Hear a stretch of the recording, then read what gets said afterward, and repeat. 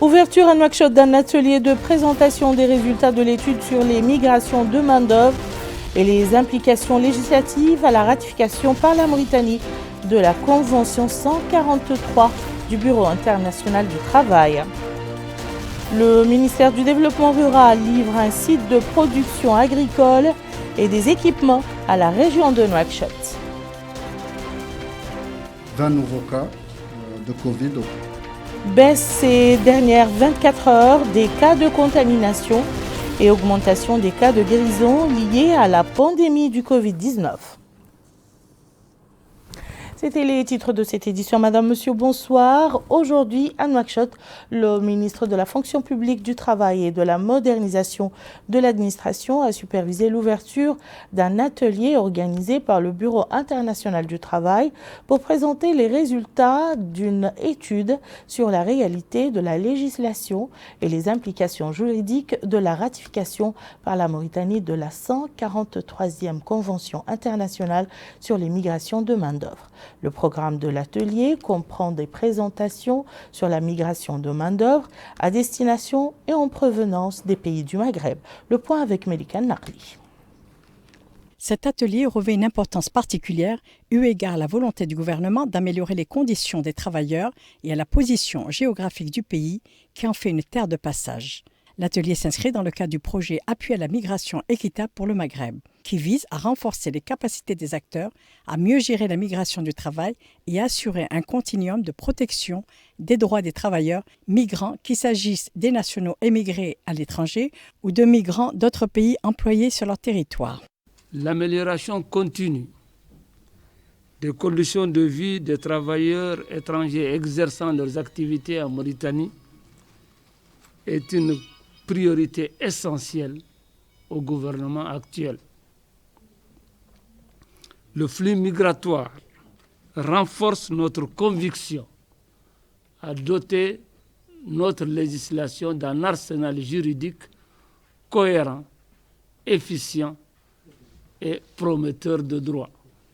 C'est dans ce cadre que notre pays a ratifié la Convention numéro 143 de l'OIT sur les travailleurs migrants et compte mettre en place des programmes dédiés à lutter contre la hausse flagrante de criminalité dans cette sous-région. C'est le lieu de rappeler que ces programmes s'accordent avec les engagements de son Excellence le Président de la République, qui vise la refonte de la législation en vue de renforcer les acquis et asseoir les bases d'une amélioration des conditions de vie des travailleurs étrangers en Mauritanie. Ces dernières années, le gouvernement de la Mauritanie a fourni des efforts continus pour renforcer ses cadres de gouvernance et les moyens d'intervention en matière migratoire. Il faut notamment signaler l'adoption de la stratégie nationale de la migration. En 2019 aussi, la Mauritanie a ratifié la Convention 143 sur les travailleurs migrants de 1975. Le bureau d'Alger pour les pays du Maghreb se réjouit de cette avancée importante et renouvelle son engagement pour l'appui technique qui doit venir et pour engager des réformes législatives suite à la ratification et pour l'application qui est quand même le nerf de ces questions, qui est l'application des conventions qui sont ratifiées. La tenue de cet atelier consacre le début d'un processus de réflexion pour la mise à niveau de la législation mauritanienne et de lancement d'une campagne de communication autour de la C143, conformément aux recommandations qui ressortiront de cet atelier. La ministre du Commerce, de l'Industrie et du Tourisme, Mme Naham Thamdi Al-Moknas, a décoré aujourd'hui à Nouakchott, au nom du président de la République, des fonctionnaires de son département.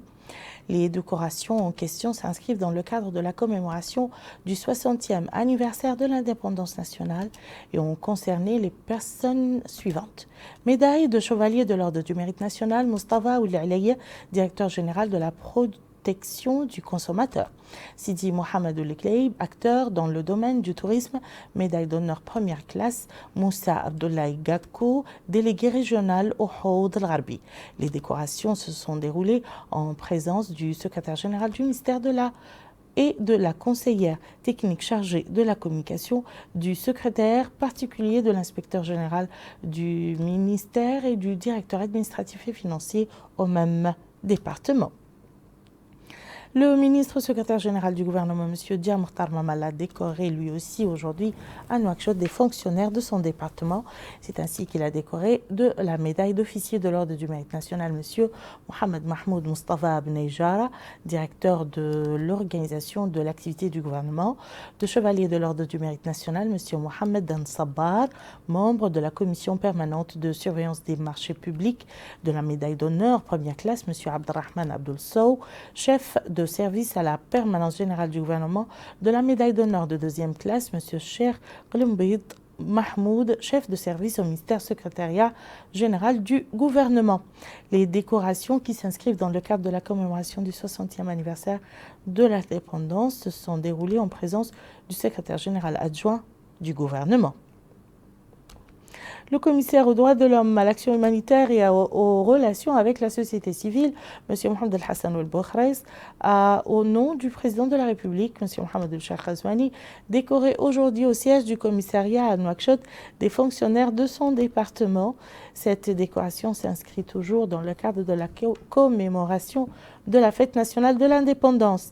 Ainsi, le commissaire a décoré de la médaille d'honneur de première classe messieurs Sidi Mohamed Oul Cheikhna et Abdelaziz Abdelrahman Nalla. La cérémonie de la remise des médailles s'est déroulée en présence du commissaire adjoint aux droits de l'homme, M. Rassoul Khal, et du directeur de la communication, de la formation et de la documentation, M. Selmoul Saleh. Le ministre du Développement rural, M. Dioul Zdein, a remis ce matin à la présidente du conseil régional de Nouakchott, Mme Fatima Abdelmalik, au kilomètre 17 dans la Muqata'a de Riyad, wilaya de Nouakchott Sud, un périmètre agricole de 10 hectares destiné à la culture maraîchère ainsi que du matériel et des intrants agricoles. El-Hajj Abdallah Idi nous en dit plus. La sécurité alimentaire représente un volet phare dans les plans et les projets exécutés par la région de Nouakchott. La région commence à concrétiser ses plans dans ce domaine en créant des activités agricoles génératrices de revenus au profit des populations vulnérables.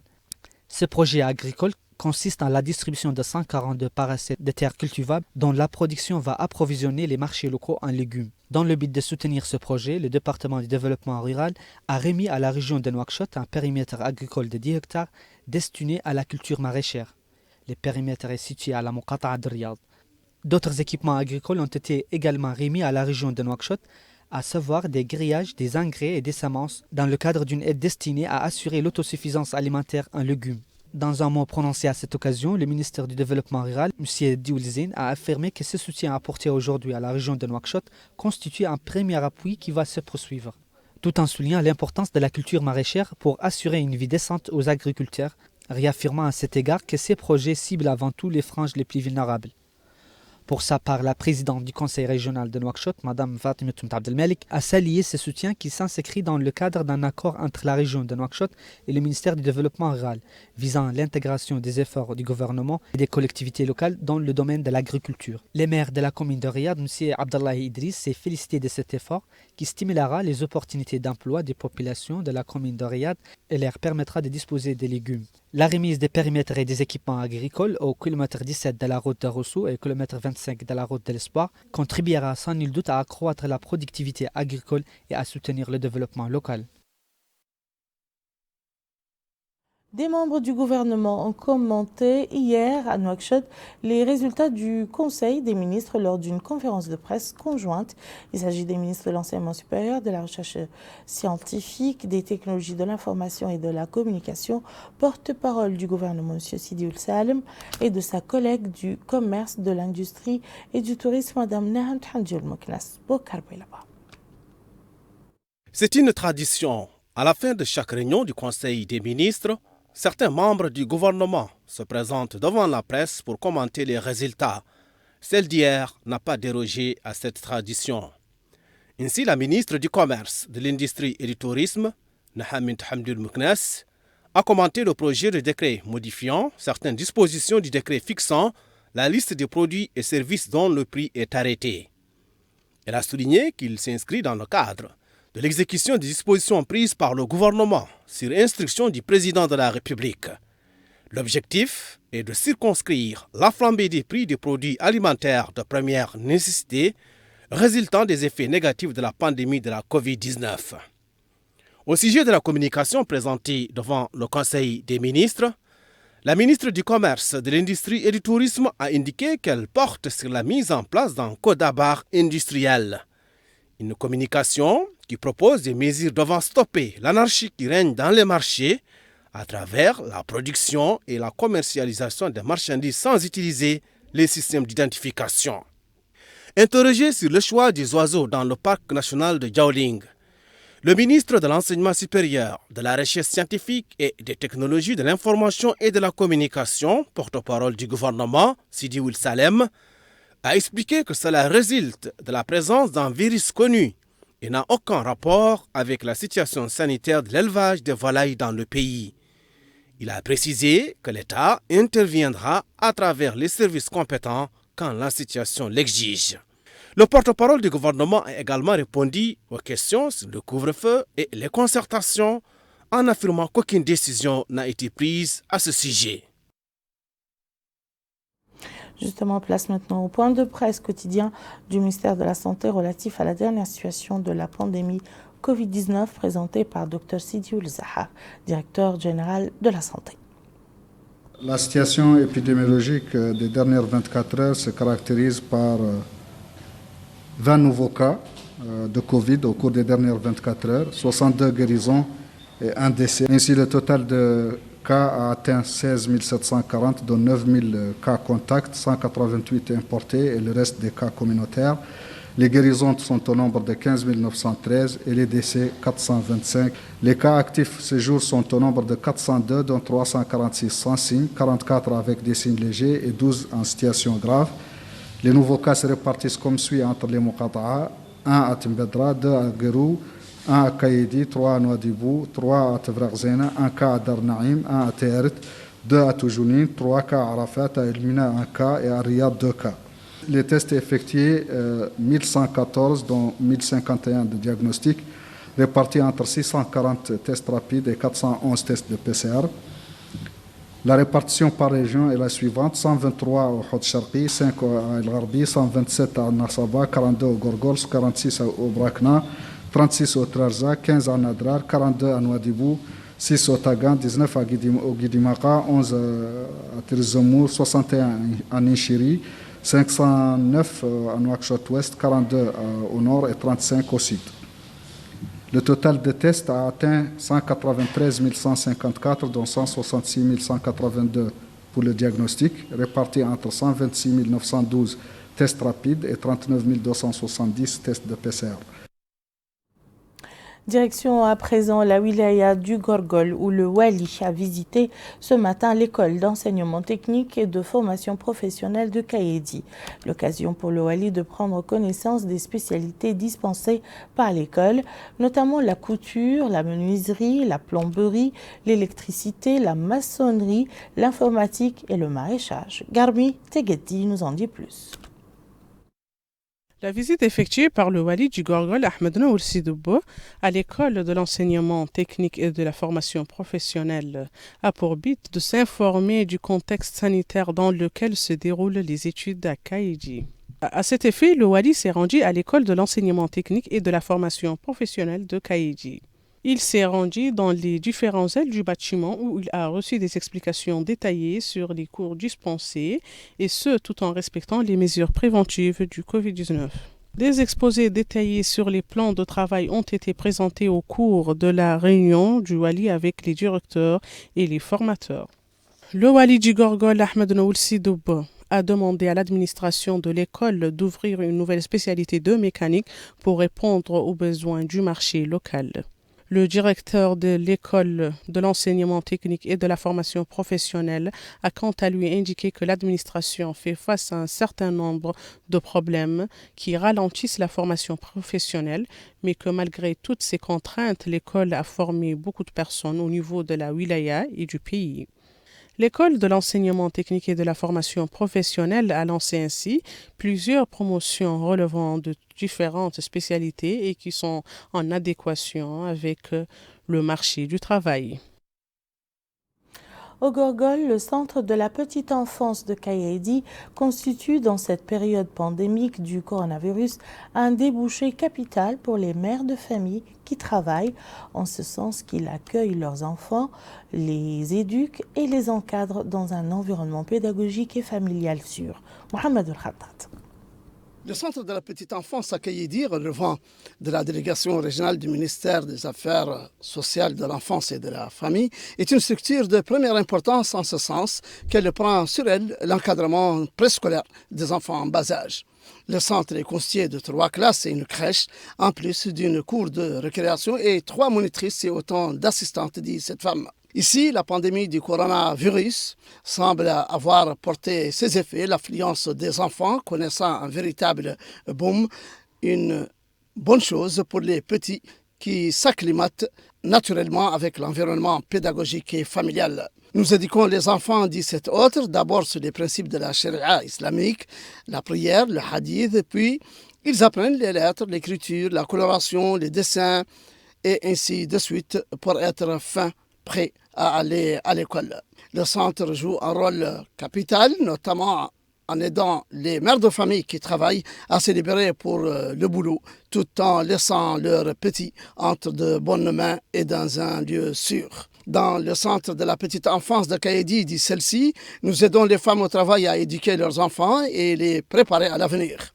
Les responsables du centre espèrent être dotés des équipements nécessaires et des moyens didactiques appropriés pour transmettre aux petits les connaissances et compétences dont ils ont besoin, car ce sont les hommes et les femmes de demain, la génération du futur. Nous nous rendons dans la wilaya de la Saba et plus précisément à la commune de Hamoud où le Wali a effectué une visite de travail pour s'enquérir des problèmes des citoyens. Sur place, le Wali de la Saba a tenu hier soir une réunion élargie avec les populations à laquelle ont assisté le Hakem de Kankoussa, le chef du centre administratif et le maire de Hamoud. Garmi Tegeti. La visite d'inspection et de travail effectuée par le Wali de la Saba, Mohamed Mouloud, a pour objectif de s'enquérir des problèmes auxquels font face les citoyens de Hamed. Dans un mot prononcé à cette occasion, le Wali de la Saba a indiqué que la résolution des problèmes des citoyens est une priorité pour l'État qui s'inscrit dans le cadre de la volonté du gouvernement de rapprocher les services des citoyens.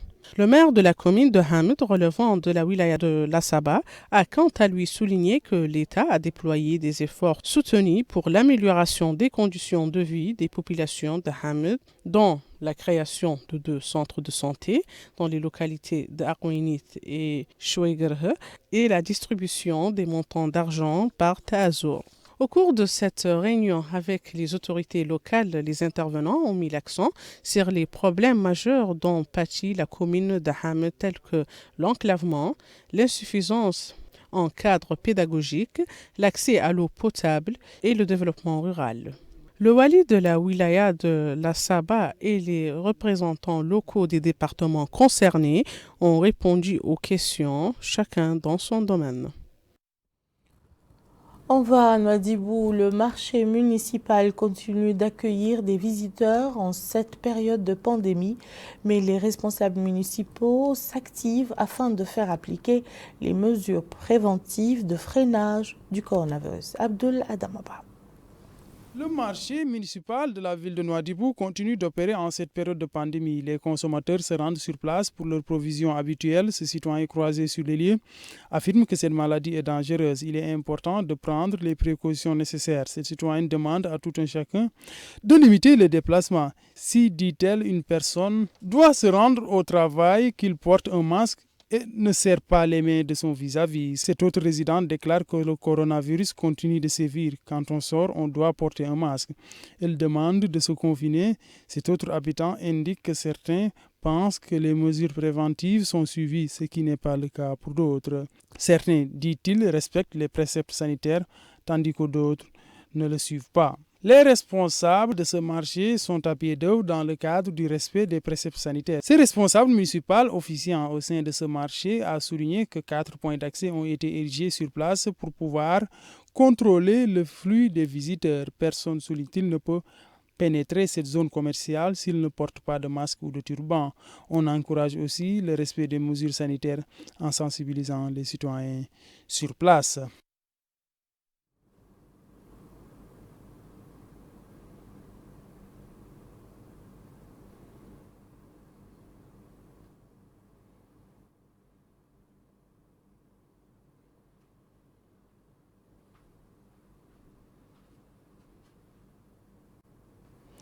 Et nous refermons ce journal par un détour dans la wilaya de l'Adrar et plus précisément à Choum, où le centre de santé joue un rôle primordial dans la prévention de la